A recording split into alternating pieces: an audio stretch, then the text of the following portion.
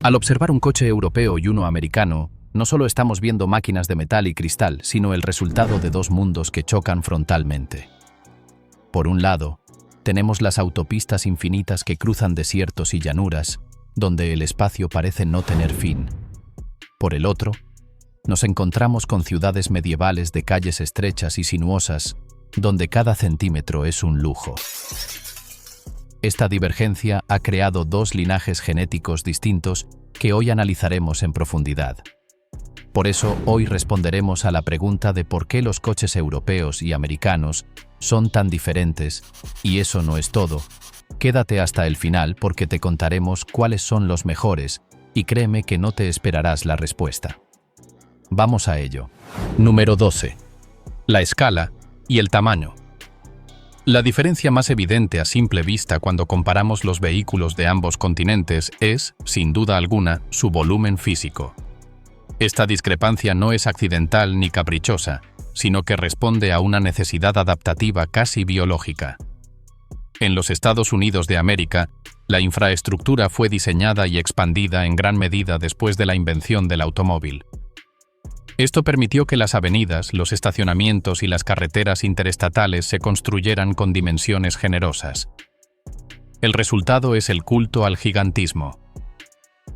Para un conductor americano, un coche grande no es solo una cuestión de estatus, sino de confort y seguridad percibida. Las camionetas de tamaño completo y los utilitarios deportivos de 3 filas de asientos son el estándar porque el entorno lo permite. El espacio interior se trata como una extensión de la sala de estar de una casa, con asientos anchos, consolas centrales masivas y una libertad de movimiento que difícilmente se encuentra en otros mercados. En contraste, el ingeniero europeo trabaja bajo la presión de la claustrofobia urbana. Muchas de las ciudades más importantes de Europa mantienen trazados que datan de hace cientos de años, cuando el medio de transporte principal era el caballo o simplemente caminar. En este contexto, un coche de 5 metros de largo y 2 metros de ancho no es una ventaja, es un castigo. Por ello, la maestría europea reside en la maximización del espacio dentro de dimensiones contenidas. Mientras que un fabricante americano soluciona la necesidad de espacio simplemente haciendo el vehículo más grande, el europeo utiliza la arquitectura de tracción delantera, motores transversales y voladizos cortos para que un coche pequeño se sienta espacioso por dentro. Número 11. Desplazamiento versus turbocompresión. Si el tamaño define la carrocería, el motor define el alma del coche. Y aquí es donde encontramos una de las batallas de ingeniería más fascinantes de la historia. Durante décadas, la filosofía americana se resumió en una frase muy famosa: no hay sustituto para el desplazamiento. Esta mentalidad dio origen a los legendarios motores de 8 cilindros en V de gran bloque. La lógica era simple y efectiva. Un motor grande no tiene que esforzarse para mover una masa considerable.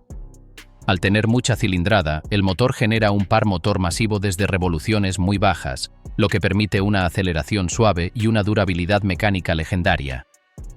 Estos motores suelen ser más simples, con menos piezas móviles y una gestión térmica menos estresante, ya que no operan cerca de sus límites físicos la mayor parte del tiempo. Por el contrario, Europa ha sido el laboratorio mundial de la eficiencia bajo presión. Debido a los altos impuestos basados en la cilindrada y al precio históricamente elevado del combustible, los ingenieros europeos se vieron obligados a extraer cada caballo de fuerza posible de motores pequeños. Así nació el dominio del turbocompresor y la inyección directa de alta precisión. Un motor europeo típico de 2 litros de cilindrada con turbo puede producir la misma potencia que un motor americano de 4 o 5 litros atmosférico. Sin embargo, la forma en que entregan esa potencia es radicalmente distinta. El motor europeo es una máquina de precisión que depende de una gestión electrónica sofisticada y de una lubricación perfecta. La diferencia técnica fundamental radica en la eficiencia térmica y volumétrica. Los motores americanos de gran cilindrada son maestros de la relajación. Pueden cruzar un continente entero a 1500 revoluciones por minuto sin sudar. Esto los hace extremadamente fiables a largo plazo, pero menos eficientes en el consumo de combustible por cada kilómetro recorrido. Número 10. Dinámica de conducción. La forma en que un coche se mueve y se comunica con el conductor es quizás el aspecto más subjetivo pero crítico de esta comparación. La dinámica de conducción americana está históricamente optimizada para el crucero interestatal. Imagina una carretera que se extiende por cientos de kilómetros sin una sola curva pronunciada. En este escenario, lo que el conductor busca es aislamiento. Las suspensiones americanas suelen estar configuradas para ser blandas y absorbentes. El objetivo es que las imperfecciones del asfalto desaparezcan antes de llegar al habitáculo. La dirección suele estar muy asistida, permitiendo manejar grandes vehículos con un esfuerzo mínimo, lo que es ideal para viajes largos donde la fatiga es el principal enemigo. En Europa, la dinámica de conducción es una cuestión de conexión y precisión. Las carreteras del viejo continente, especialmente en regiones como los Alpes o las campiñas británicas, son un laberinto de curvas, cambios de elevación y superficies cambiantes.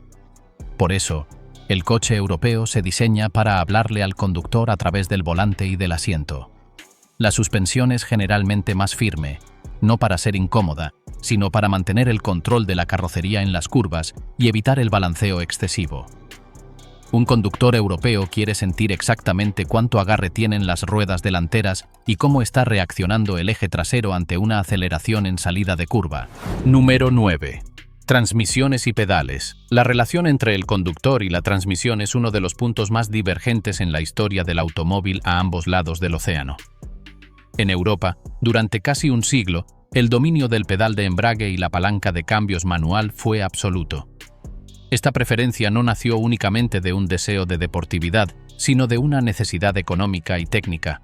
Los motores europeos, al ser históricamente más pequeños y con menos par motor, requerían que el conductor gestionara las marchas de forma precisa para mantener el vehículo en su banda de potencia óptima.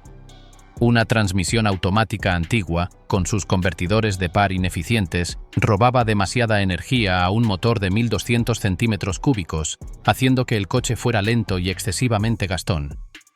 Por ello, el conductor europeo desarrolló una cultura de control total, donde el acto de cambiar de marcha es una parte integral de la experiencia de manejo, permitiendo una conexión mecánica que muchos puristas todavía defienden hoy en día. En América, la historia es radicalmente distinta. El auge del automóvil en la posguerra coincidió con un periodo de prosperidad donde la comodidad era el valor supremo. Las transmisiones automáticas se convirtieron en el estándar de oro desde los años 50. Con motores de 8 cilindros en V que sobraban en potencia y torque, perder un poco de eficiencia en favor de una conducción relajada no era un problema.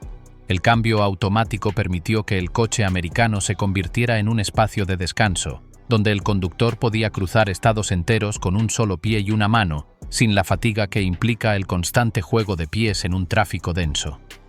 Esta automatización temprana también influyó en el diseño de los interiores, permitiendo la creación de asientos corridos delanteros donde 3 personas podían viajar cómodamente sin que una palanca de cambios en el suelo estorbara. Número 8. Diseño de interiores y ergonomía. Al abrir la puerta de un coche y sentarse en la cabina, se percibe de inmediato la filosofía de diseño que rige cada continente.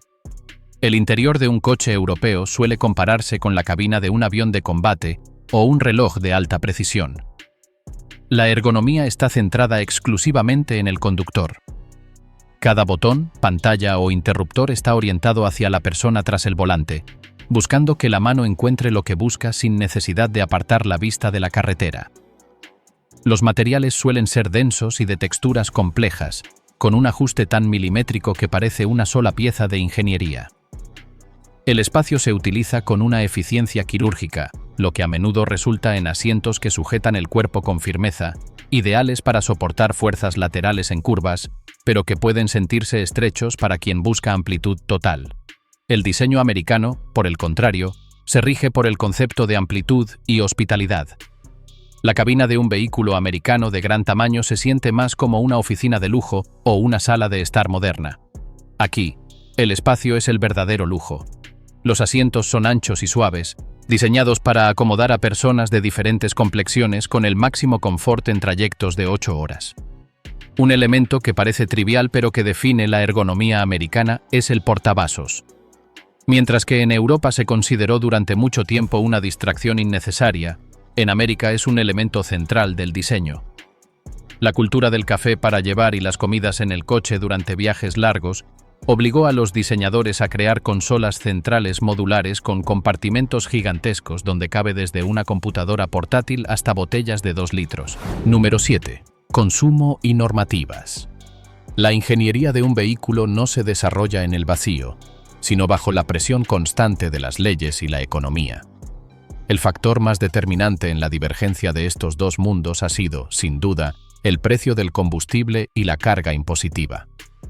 En Europa, la gasolina ha sido históricamente un bien de lujo, gravada con impuestos altísimos para fomentar el transporte público y reducir la dependencia externa. Esto obligó a los fabricantes a convertir la eficiencia en su religión. Cada gramo de peso ahorrado y cada mejora aerodinámica se traducía en un ahorro directo para el bolsillo del consumidor. Esto impulsó el desarrollo masivo de los motores diésel en décadas pasadas, buscando el máximo kilometraje por litro, y llevó a la creación de normativas de emisiones extremadamente estrictas que han forzado a la industria europea a liderar la electrificación y la reducción de cilindrada. En América, la abundancia de recursos y una geografía que exige desplazamientos masivos mantuvieron el precio del combustible relativamente bajo durante la mayor parte del siglo XX. Sin la presión de un combustible caro, los ingenieros americanos pudieron permitirse el lujo de fabricar motores grandes y vehículos pesados. Las normativas americanas, aunque también se han vuelto estrictas, se centraron más en la seguridad y en el control de ciertos gases contaminantes que en el consumo puro de combustible por kilómetro. Esto permitió que los fabricantes pudieran seguir vendiendo camiones y camionetas de alto consumo bajo ciertas excepciones legales, siempre y cuando cumplieran con los estándares de seguridad que el público americano valora por encima de todo. Número 6. Iluminación y óptica. La evolución de cómo vemos el camino durante la noche ha pasado de ser una cuestión de simples bombillas a convertirse en una guerra tecnológica de software y física de partículas. En Europa, la tecnología de faros matriciales LED ha transformado la conducción nocturna en una experiencia inteligente. Estos sistemas utilizan cámaras frontales que detectan otros vehículos en tiempo real, apagando individualmente diodos específicos para crear sombras alrededor de los demás conductores, mientras mantienen el resto de la carretera inundada con una luz blanca y potente. Es una danza de fotones que permite llevar las luces largas encendidas de forma permanente sin deslumbrar a nadie. Esta precisión responde a una geografía de carreteras secundarias estrechas y mal iluminadas donde la visibilidad periférica es una cuestión de vida o muerte. En los Estados Unidos, el panorama ha sido históricamente más conservador debido a regulaciones que datan de mediados del siglo XX. Mientras que los fabricantes europeos ya instalaban sistemas adaptativos avanzados hace una década, la normativa americana exigía una distinción binaria entre luces cortas y largas. Esto generó un retraso tecnológico notable en el mercado doméstico, donde los faros se centraban más en la potencia bruta y el alcance lineal que en la gestión inteligente del haz de luz. Sin embargo, la estética americana ha compensado esta brecha con firmas lumínicas espectaculares que recorren todo el ancho del vehículo, utilizando la luz no solo para ver, sino como un elemento de diseño que identifica la marca a kilómetros de distancia. Número 5. Ciclos de vida y depreciación. La forma en que un coche pierde valor y el tiempo que permanece con su primer dueño revela las prioridades económicas de cada sociedad. En el contexto americano, el automóvil es frecuentemente visto como una herramienta de trabajo o un servicio de movilidad renovable. El mercado de arrendamiento o leasing está extremadamente desarrollado, lo que fomenta ciclos de vida de apenas 3 o 4 años. Para un consumidor en California o Texas, cambiar de vehículo regularmente es una norma social y financiera, buscando siempre tener la última tecnología y la protección de la garantía de fábrica. Esto genera una depreciación acelerada en los primeros 24 meses, pero alimenta un mercado de segunda mano inmenso y dinámico. En Europa, aunque la tendencia del leasing ha crecido, todavía prevalece en muchas regiones la cultura del vehículo como un símbolo de estatus y una inversión a largo plazo. No es raro encontrar propietarios que mantienen su coche durante 10 o 15 años, cuidando cada detalle mecánico con esmero. Debido a los altos precios de adquisición y los impuestos asociados, el europeo tiende a amortizar su compra durante mucho más tiempo. Esto hace que los fabricantes del viejo continente diseñen sus interiores para resistir el paso de una década sin que los plásticos crujan o los textiles se desgarren, mientras que algunos vehículos americanos de gama media priorizan la apariencia inicial sobre la durabilidad extrema a 20 años. Número 4. Seguridad y pruebas de choque. La seguridad automotriz es quizás el campo donde las normativas dictan de forma más agresiva el diseño final de la carrocería. Aunque el objetivo de salvar vidas es universal, los métodos para medirlo difieren significativamente. En Europa, las pruebas de choque de la organización Euro NCAP ponen un énfasis obsesivo en la protección de los usuarios vulnerables de la vía, como peatones y ciclistas. Esto ha obligado a los fabricantes a diseñar capós que se elevan automáticamente en caso de impacto y parachoques con estructuras deformables que minimicen el daño a las piernas de un transeúnte. El coche europeo es, en esencia, un objeto diseñado para ser lo más suave posible ante un impacto externo. En los Estados Unidos, los estándares de la Administración Nacional de Seguridad del Tráfico en las Carreteras y el Instituto de Seguros para la Seguridad en las Carreteras se centran más en la supervivencia de los ocupantes dentro de habitáculos masivos durante colisiones a alta velocidad. Debido a la prevalencia de vehículos grandes como las camionetas tipo pick-up, las pruebas americanas incluyen impactos laterales contra postes y pruebas de resistencia del techo mucho más severas para prevenir el aplastamiento en caso de vuelco. El enfoque americano es el de la fortaleza estructural interna, creando una célula de supervivencia rígida que proteja a la familia contra el impacto de otros vehículos de gran tonelaje. Estas diferencias provocan que un coche diseñado exclusivamente para el mercado europeo deba ser modificado profundamente para venderse en América, y viceversa. Los despliegues de los airbags también varían. En América, debido a que el uso del cinturón de seguridad no fue obligatorio de manera uniforme durante décadas, los airbags son más grandes y se despliegan con más fuerza para retener a un ocupante no sujeto. Número 3. Sonido y acústica. La experiencia auditiva dentro de un automóvil es el resultado de miles de horas de ingeniería dedicadas a filtrar o potenciar frecuencias específicas. En el continente europeo, la acústica se trata como una extensión del refinamiento mecánico. El objetivo principal es el aislamiento absoluto del mundo exterior para crear una burbuja de serenidad. Esto se logra mediante el uso de cristales laminados dobles y materiales absorbentes de alta densidad colocados en cavidades estratégicas del chasis. Cuando un motor europeo de 6 u 8 cilindros se pone en marcha, el sonido que llega al habitáculo es una nota afinada, casi musical, que sugiere potencia sin recurrir al estruendo. Se busca que el conductor sienta la velocidad a través de la precisión, no del ruido. En los modelos de altas prestaciones, incluso se utilizan sistemas de cancelación activa de ruido que emiten ondas opuestas a las del motor para eliminar zumbidos molestos, permitiendo que solo las frecuencias placenteras lleguen al oído. En contraste, la tradición americana celebra el rugido del motor como una declaración de libertad y fuerza bruta. Para el entusiasta de los vehículos de Estados Unidos, el sonido del escape es la voz del coche. Los ingenieros de Detroit pasan meses afinando las notas de los motores de 8 cilindros en forma de V para que tengan ese gorgoteo característico en ralentí que se convierte en un aullido visceral al acelerar a fondo. Mientras que el europeo esconde la combustión, el americano la exhibe. Número 2. Mantenimiento y accesibilidad. La filosofía de diseño sobre cómo debe repararse un vehículo marca una brecha generacional entre ambos mercados.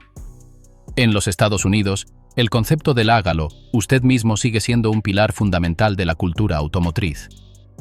Muchos vehículos americanos están diseñados con vanos de motor espaciosos que permiten acceder a las bujías, filtros y correas con herramientas manuales básicas que cualquier persona podría tener en su garaje. Existe una intención deliberada de facilitar la vida al propietario o al mecánico generalista de pueblo. Los componentes suelen ser de gran tamaño y robustez, lo que permite que las reparaciones sean lógicas y directas. Esta accesibilidad reduce los costos de propiedad a largo plazo, ya que no se requiere de una formación especializada en sistemas informáticos complejos para realizar las tareas de mantenimiento más comunes. Por el contrario, la ingeniería europea se ha movido hacia una integración extrema donde cada milímetro cuadrado se aprovecha. Esto resulta en motores increíblemente compactos y eficientes, pero que son una pesadilla para el mecánico aficionado. Para cambiar una simple batería o una bombilla en ciertos modelos europeos, es necesario desmontar paneles enteros, pasos de rueda o incluso utilizar software bajo licencia para registrar la nueva pieza en la computadora central del vehículo. Europa exige el uso de herramientas especiales diseñadas exclusivamente para una marca o modelo específico, lo que obliga al propietario a depender de concesionarios oficiales o talleres de alta especialización. Esta complejidad no es accidental. Es el precio que se paga por tener la tecnología más avanzada y compacta del mundo. Mientras que el americano diseña para que el dueño sea el dueño de la máquina, el europeo diseña para que la máquina sea mantenida por expertos certificados, garantizando así que se cumplan los estrictos estándares de funcionamiento previstos por la fábrica. Número 1. Gestión térmica y refrigeración. La gestión de la temperatura es el factor que más determina la longevidad de un motor moderno, y aquí es donde las dos filosofías chocan con resultados drásticos. Los motores americanos están diseñados para operar en un rango de temperaturas más conservador y con sistemas de refrigeración sobredimensionados. En un país con climas tan extremos como los desiertos de Arizona o los inviernos de Alaska, el motor debe ser capaz de arrastrar cargas pesadas bajo un sol abrasador sin sudar. Los radiadores son masivos y los componentes del sistema de enfriamiento, como las bombas de agua, suelen ser de metal y estar diseñados para fallar de manera predecible. Esto permite que el motor sobreviva a condiciones de abuso que destruirían otras máquinas, manteniendo una estabilidad térmica que protege las juntas y los sellos de goma durante cientos de miles de kilómetros. La ingeniería europea, obsesionada con la eficiencia térmica para reducir las emisiones, hace que sus motores funcionen a temperaturas mucho más altas. Un motor europeo opera en el límite superior de lo que los materiales pueden soportar para asegurar que la combustión sea lo más completa y limpia posible. Para gestionar este calor extremo en espacios tan reducidos, utilizan plásticos de ingeniería avanzada y sistemas de refrigeración activos con múltiples circuitos independientes. El problema surge cuando estos componentes de plástico, sometidos a ciclos constantes de calor extremo durante 5 o 6 años, se vuelven quebradizos y fallan. Entonces, ¿cuál es mejor? Determinar cuál de estos dos mundos es mejor requiere despojarse de prejuicios y mirar directamente al propósito del usuario. Si lo que buscas es un vehículo que se sienta como una extensión de tu sistema nervioso, donde la precisión de la dirección, la sofisticación de la cabina y la eficiencia de cada gota de combustible sean la prioridad, Europa no tiene rival. Son máquinas diseñadas para ser disfrutadas en el momento, ofreciendo una experiencia de conducción que justifica su complejidad y su costo de mantenimiento. El coche europeo es una joya tecnológica que brilla con intensidad, pero que exige un compromiso constante de cuidado y recursos. Por otro lado, si tu prioridad es la tranquilidad a largo plazo, la capacidad de enfrentar cualquier imprevisto con sencillez y la seguridad de que tu inversión seguirá funcionando después de décadas de uso, la ingeniería americana es la respuesta. Es la victoria de la función sobre la forma, de la durabilidad sobre la sofisticación efímera. El vehículo americano no intenta impresionarte con trucos de software ni con interiores de seda. Su objetivo es ser el compañero incansable que siempre arranca por la mañana, sin importar cuántos años hayan pasado. En última instancia, el europeo es el mejor coche para conducir, pero el americano es el mejor coche para poseer. La elección depende de si valoras más el viaje perfecto de hoy o la certeza de llegar a tu destino todos los días durante los próximos 20 años.